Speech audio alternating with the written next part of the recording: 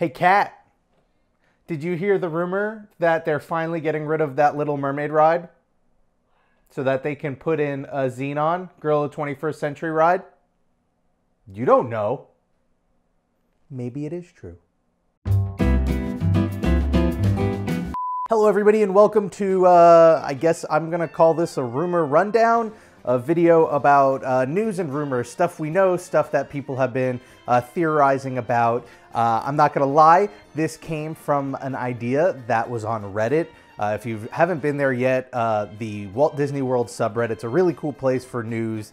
It's also a really cool place for speculation. And just a couple of days ago, a user by the name of Zombies Grace put together like a really comprehensive list of both news and rumors of what's coming to the parks, not just in the short term, but within a matter of years and up until the 50th anniversary. And I thought, since I get a lot of questions about what do I think about this rumor or that rumor, or have I heard of this one or that one, I just go down the list and sort of chime in on all of these rumors and talk about the news a little bit.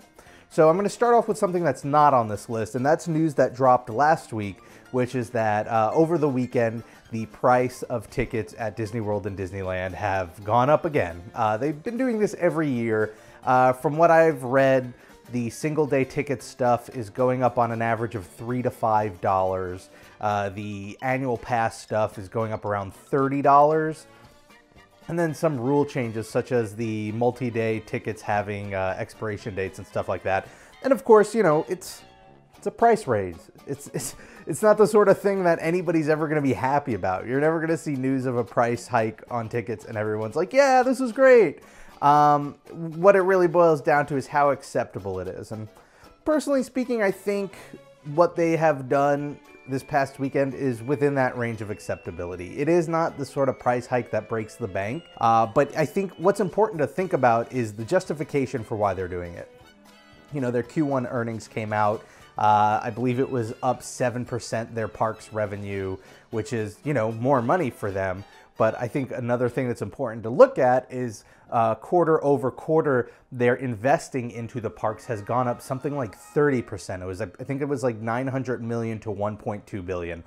And that's because they're building a lot of stuff. They're building Star Wars Land, they're building Toy Story Land, they're building Star Wars Land in California, they're finishing up Avatar Land. Like, they're spending a lot of money to make a lot of rides, and, you know, they have to pay for it somehow. Now, I think a common complaint that you hear is, you know, they're making enough money. Why do they need to raise the price to pay for all of this stuff? You know, you've got the movie division, which is doing really great. You've got merchandising with stuff like cars. So why do they need more money to build things like Star Wars Land?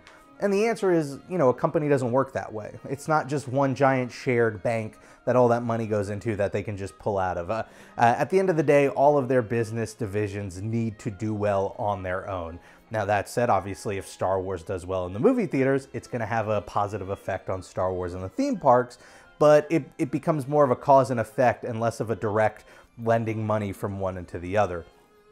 So yeah, they've got to pay for all of this stuff. We live in an era where the sponsorship model is on its way out. You know, you have less companies willing to drop tens of millions of dollars to sponsor an attraction. And then you've got Disney, on the other hand, kind of wanting to own their own attraction so that they have complete creative control.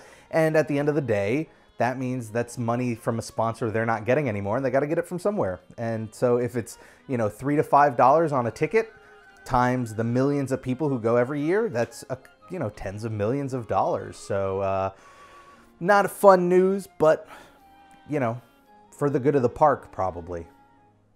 Now, that said, there's a lot of stuff on this list that I've already talked about one way or another. Star Wars Land is to open in 2019. It was announced during their Q1 earnings call. Christine and I talked about this a bit on the latest episode of the Tomorrowland Transit Authorities. Makes sense. That's a good time to do it, right? Episode 9 will be coming out that winter, so I think Star Wars hype will be on the rise again. And, you know, it'll be something where it's not stealing the spotlight away from Avatar Land, which was also announced that it's going to open on May 27th.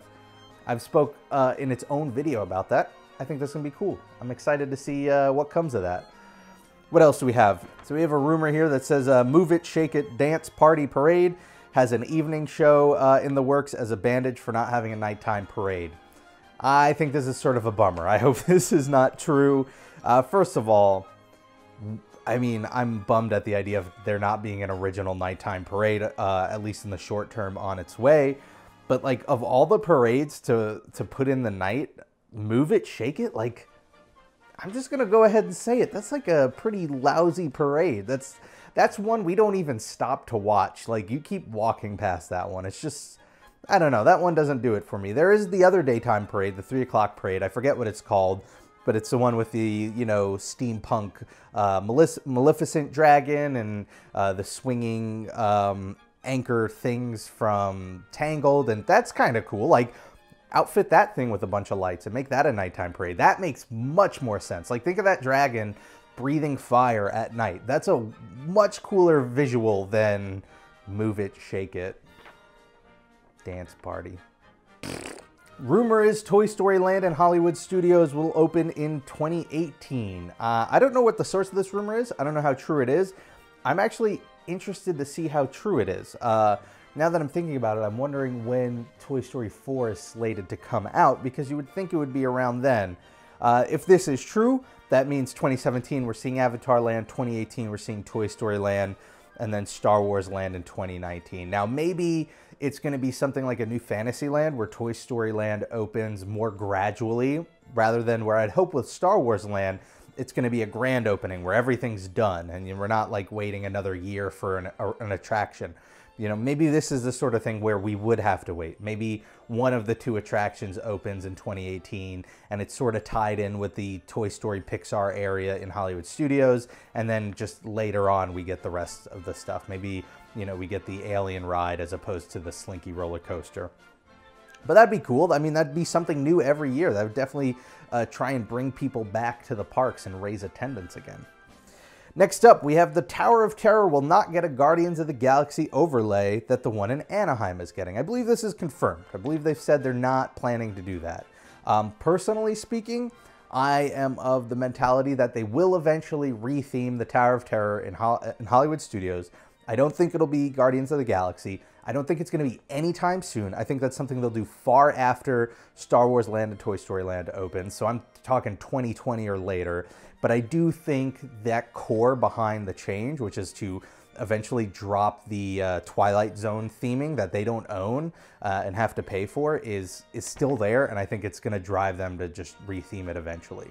To what? Who knows? I'm sort of hoping maybe like a Doctor Strange. Doctor Strange would be pretty cool. I would like a Doctor Strange Tower of Terror. I'm sorry, I know that's like blasphemous, but there it is. Epcot is getting a major update. This one is also confirmed, and it is also that vague. It was mentioned a while back that Epcot is going to be getting a major overhaul at one point. We don't know dates. We don't know how. We don't know what it involves. All we know is they're going to be giving Epcot some love, which it sorely needs. Personally speaking, I think it's going to be the kind of change that a lot of people won't like, but I mean, I think it's already known I'm pretty open to change when it comes to these parks, so I'm okay with the idea. And there are further rumors down this list that go into it a bit, so we'll get there. Hollywood Studios is still getting an unknown name change, but that seems to be held off until the new lands are completed. It will be an adventure.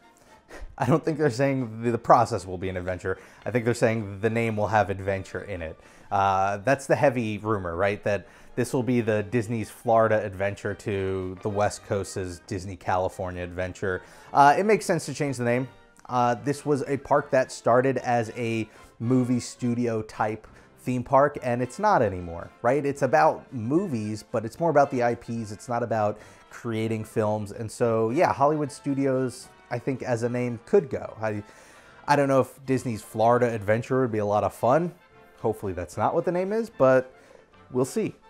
And then another piece of news that we knew already, which is that Wishes is getting replaced on May 12th with a new show, Happily Ever After. I am personally cool with this. I thought Wishes was cool, but it's been around for over a decade now. It's time to go. Time for something new. I'm always about new change. And as fireworks shows go, as much as I enjoyed it, I didn't love it enough that I feel like it's sacred and needs to stay. So I say get rid of Wishes. I think the music has aged a little poorly. The fireworks itself, kind of cool. The theme, cool. But my rule of thumb with Disney tends to be, with the parks, that music that is orchestral is usually timeless and lasts, well, timeless. It lasts a pretty long time.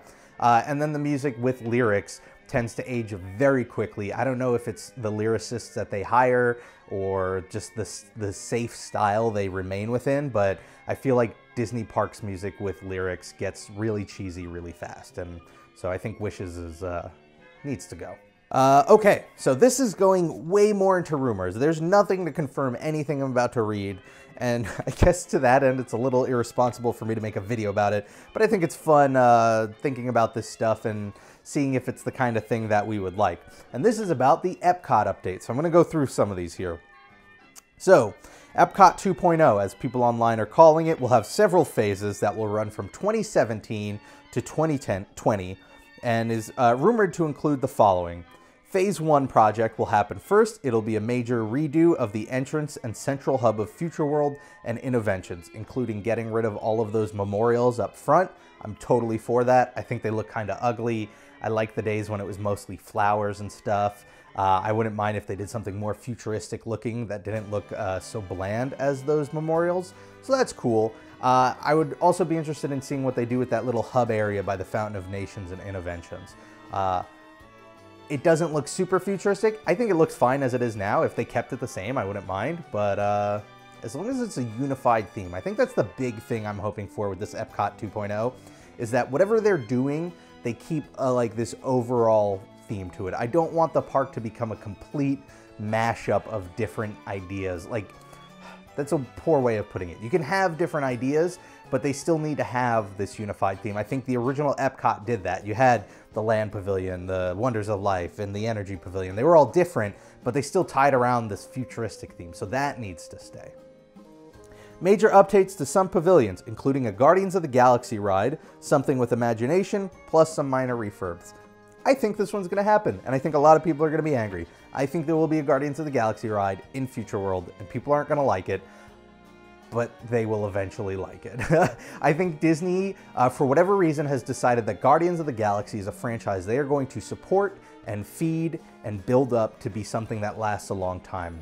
They've greenlit the third movie before the second one even comes out. The second one was greenlit like right when the first one came out.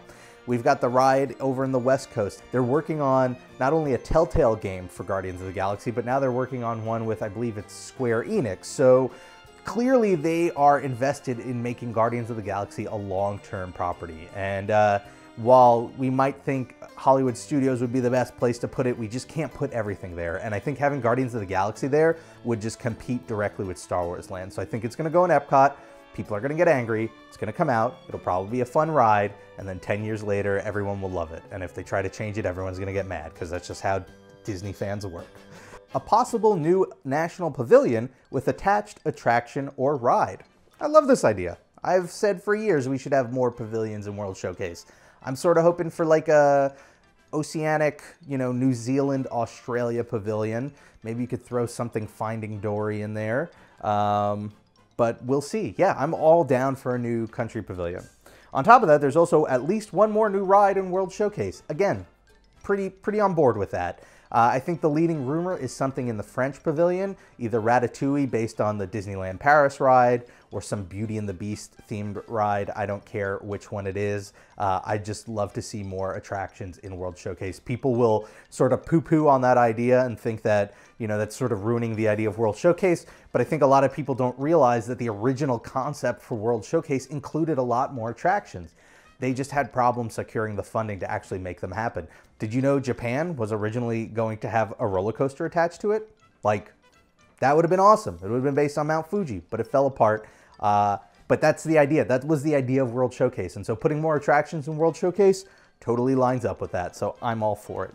And then finally, a major update or complete replacement of Illuminations, possibly or even probably including drones. Again, totally for this. Illuminations, my favorite fireworks show in all of the Disney parks. I love it the most, but it's really old. It's been around for well over a decade. I think we might be coming up on 2 decades soon.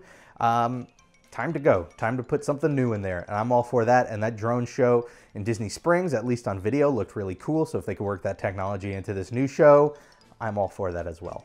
And then finally, Magic Kingdom 50th anniversary, 2021. Rumor is that there will be a new nighttime parade, I guess off of the back of whatever they borrowed to hold us over, hopefully not Move It, Shake It. I'm personally hoping for some variant of Paint the Night. Of course, every time this is mentioned, somebody is quick to point out that the reason why Paint the Night supposedly isn't coming to Disney World is because one of the floats is too heavy for the bridges or can't make the right turns for the path in Disney World.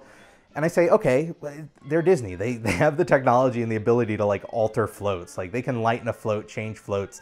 I just want something that is the essence of Paint the Night in Disney because I think it would be amazing. It's probably the best parade I've ever seen Disney put out. So I want to see it come to the East Coast in some form. Hopefully we don't have to wait till 2021 for that, but if that's what it takes, that's what it takes. And then a rumor here that there'll be a replacement for Happily Ever After, which itself is the upcoming replacement for Wishes. That makes sense as well.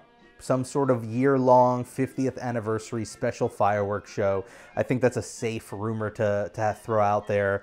I would imagine whenever it's done, Happily Ever After would go back into rotation.